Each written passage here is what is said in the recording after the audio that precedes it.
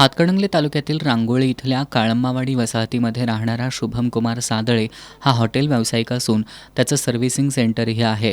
गुरुवारी रात्री शुभम आणि त्याचा मित्र संकेत देसाई हे दोघे जण वसाहतीजवळील स्मशानभूमीजवळ थांबले होते.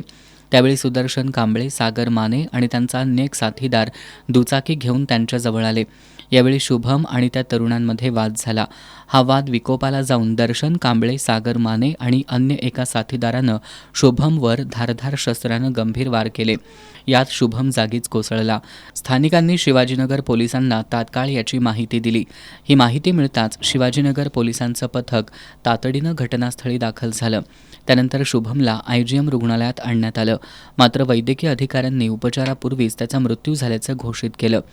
पोलीस उपअधीक्षक विक्रांत गायकवाड, शिवाजीनगर पोलीस ठाण्याचे निरीक्षक शिवाजी गायकवाड, स्थानिक गुन्हेन्वेषण शाखेचे निरीक्षक सुशांत चव्हाण यांनी पाहणी करून हल्लेखोरांच्या शोधासाठी पथकं तैनात केली. दरम्यान हल्लेखोरांना ताब्यात घेतल्याशिवाय शुभमचा मृतदेह ताब्यात घेणार नाही असा पवित्रा नातेवाईकांनी घेतल्यानं तणाव निर्माण झाला होता. पोलिसांनी हल्लेखोरांना लवकरच अटक करण्याचं आश्वासन दिल्यानंतर नातेवाईकांनी मृतदेह ताब्यात घेतला. पोलीस परिसरातील सीसीटीव्ही फुटेज तसंच तांत्रिक पुराव्यांच्या आधारावर हल्लेखोरांचा शोध घेत आहेत.